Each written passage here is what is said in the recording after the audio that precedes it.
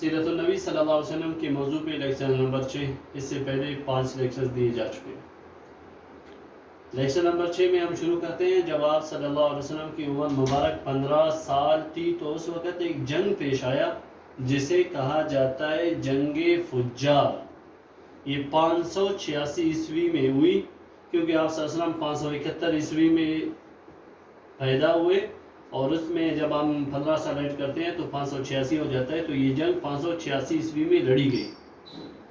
یہ جنگ قریش و کنانہ اور بنو قیس و غیلان کے درمیان لڑی گئی۔ ایک طرف قریش و کنانہ تھی، دوسری طرف بنو قیس و غیلان قبیلہ تھا۔ اس جنگ میں قریش کا کمانڈر حرب بن امیہ تھے اور سردار بنو ہاشم اس وقت تھے زبیر بن عبد المطلب۔ یہ میں بتاتا چلوں کہ یہ زبیر آپ صلی اللہ علیہ وسلم کے چچا تھے، ابو طالب کے بڑے بھائی تھے۔ اس جنگ کو جنگ فجار کہا جاتا ہے، اس لیے کہ یہ حدود حرم میں حرمت والے مہینوں میں یہ جنگ لڑی گئی۔ ایک تو غلطی یہ کہ یہ حدود حرم میں لڑی گئی کہ جس میں کسی بھی شخص کو قتل کرنا جائز نہیں ہے، حرام ہے، اور حرمت والے مہینوں میں جنگ کرنا بھی جو ہے جائز نہیں ہے۔ تو ہوا یہ کہ یہ جنگ دو جو حدود تھے، ایک حدود حرم اور دوسرا حرمت کا مہینہ، ان مہینوں میں لڑی گئی، اس لیے اس کو جنگ فجار کہا جاتا ہے۔ یہاں پر میں بتاتا چلوں کہ حرمت والے مہینے وہ کون سے ہیں۔ ٹوٹل جو مہینے ہیں اسلامی وہ 12 ہیں، جن میں سے 4 مہینے اشہر حرم کہا جاتا ہے، یعنی وہ مہینے کہ جن میں لڑائی نہیں لڑی جاتی۔ وہ ان میں کیا ہے؟ ذی قعدہ ہے، ذی الحجہ ہے، محرم ہے، رجب ہے۔ اس لحاظ سے جب آدمی یاد کرتا ہے تو یہ تینوں ایک ساتھ آتے ہیں، ذی قعدہ، ذی الحجہ، محرم، پھر رجب ان میں جو ہے درمیان سے آ جاتا ہے، تو یاد کرنے میں آسانی ہوتی ہے۔ یہ جنگ 10 سے 15 دن جاری رہا، جس میں آپ صلی اللہ علیہ وسلم نے بھی شرکت فرمائی۔ آپ صلی اللہ علیہ وسلم کیا کر رہے تھے؟ اپنے چچا حضرت حمزہ رضی اللہ تعالیٰ عنہ کو صرف تیر اٹھا کر پکڑا کر انہیں دیتے تھے۔ یہ کام آپ صلی اللہ علیہ وسلم کے ذمہ تھا۔ میں یہاں پہ یہ بتاتا چلوں کہ یہ جو جنگ فجار ہے یہ زمانہ جاہلیت کی آخری جنگ تھی مکہ میں، جنگ فجار۔ تو یہ جب جنگ لڑی ہے، اس کے بعد جب 1 سال کے بعد آپ صلی اللہ علیہ وسلم کی عمر مبارک 16 سال ہوئی ہے، تو وہاں پر ایک معاہدہ ہوا ہے جسے حلف الفضول کہا جاتا ہے۔ یہاں پر یہ میں بتاتا چلوں کہ اکثر لوگ اس کو حلف الفضول پڑھتے ہیں، یہ فا کے اوپر پیش دیتے ہیں، لیکن یہ فا کے اوپر زبر ہے، حلف الفضول۔ اس کو حلف الفضول کیوں کہا جاتا ہے کہ اس میں 3 آدمی ایسے تھے حلف لینے کے وقت کہ جن کے نام میں فضل آتا تھا، تو اس لیے اس کو حلف الفضول انہی کے جو ہے نسبت سے کہا جاتا ہے، جس میں فضل بن فضالہ، فضل بن وداعہ، فضل بن حارث، یہ 3 شامل تھے۔ تینوں کے نام میں فضل آ رہا ہے، تو اس لیے اس معاہدے کو کہا جاتا ہے حلف الفضول۔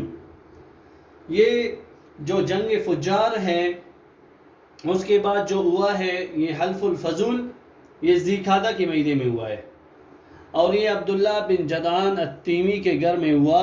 اور اس کے بعد جو ہے اس معاہدہ میں، اس حلف میں 5 قبائل شامل تھے کہ بھائی ہم کیا کریں گے، غریبوں کی مدد کریں گے اور یتیموں کی حفاظت کریں گے، اور جو مسافر ہیں ان کی بھی ہم مدد کریں گے، انہیں ہر قسم کا تحفظ جو ہے فراہم کریں گے۔ یہ حلف میں شامل چند شرائط تھیں۔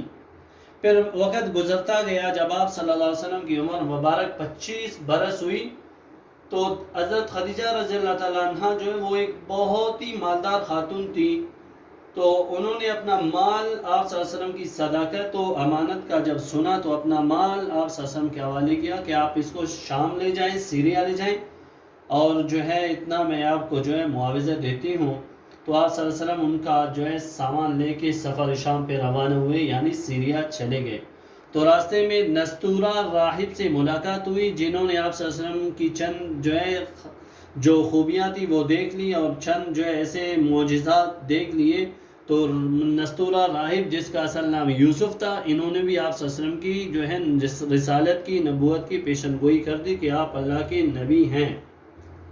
تو جب سفر شام پہ حضرت محمد صلی اللہ علیہ وسلم تشریف لے گئے ہیں، تو سفر شام حضرت خدیجہ رضی اللہ تعالیٰ عنہا کا مال لے کے جب گئے ہیں تو اس کے ساتھ آپ صلی اللہ علیہ وسلم کے غلام میسرہ بھی تھے، جو حضرت خدیجہ کے غلام تھے۔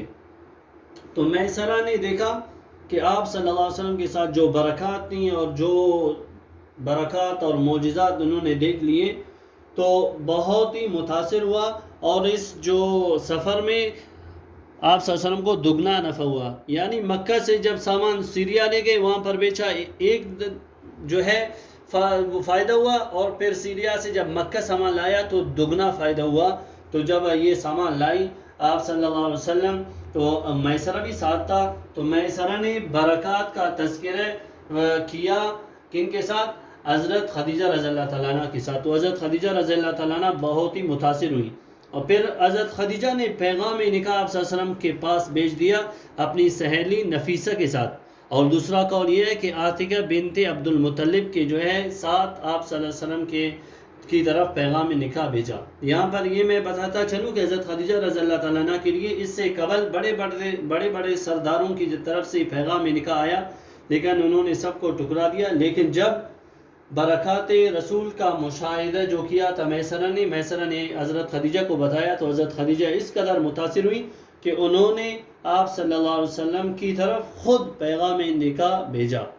تو یہ جو نکاح ہوا پھر آپ صلی اللہ علیہ وسلم کا، وہ سفر شام کے 2 مہینے کے بعد ہوا. ابو طالب جو آپ صلی اللہ علیہ وسلم کے چچا تھے، حضرت علی کے والد تھے، اصل نام عمران تھا، انہوں نے آپ صلی اللہ علیہ وسلم کا جو ہے نکاح کا جو خطبہ ہے وہ پڑھایا. پھر اس کے بعد مہر میں 20 جو ہے اونٹ وہ مقرر کر دیے گئے. یہاں پر یہ میں بتاتا چلوں کہ حضرت خدیجہ رضی اللہ تعالیٰ عنہ کے والد کا نام تھا خویلد اور والدہ کا نام تھا فاطمہ بنت زاہد. یہ آپ حضرت خدیجہ کے جو ہے والد اور والدہ کا نام ہوا.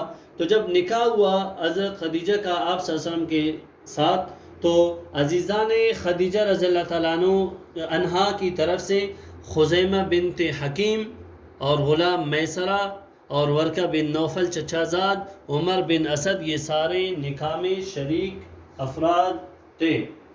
پھر جو ہے حضرت خدیجہ رضی اللہ تعالیٰ عنہ وہ عقد رسول میں یعنی آپ صلی اللہ علیہ وسلم کے امرا 25 سال پونے 10 ماہ کا عرصہ گزارا اور 65 سال کی عمر میں اس دار فانی سے رحلت فرما گئی. یہاں پر یہ میں بتاتا چلوں کہ جب آپ صلی اللہ علیہ وسلم کی جو ہے شادی حضرت خدیجہ سے ہوئی تو حضرت خدیجہ رضی اللہ تعالیٰ عنہ کی عمر جو ہے 40 برس تھی، جبکہ آپ صلی اللہ علیہ وسلم کی عمر 25 برس تھی. تو اس طرح پھر جو حضرت خدیجہ رضی اللہ تعالیٰ عنہ سے آپ صلی اللہ علیہ وسلم کی جو اولاد ہوئی ہیں ان کا تذکرہ انشاءاللہ ہم اگلے لیکچر میں کریں گے. تو آج کے لیے اتنا ہی. تو یہ جو مین پوائنٹس ہیں وہ میں نے بتا دیے، تو ان کو آپ یاد کر لیں. اکثر جو ہے وائواز میں اس طرح کی جو ہے سوالات پوچھے جاتے ہیں.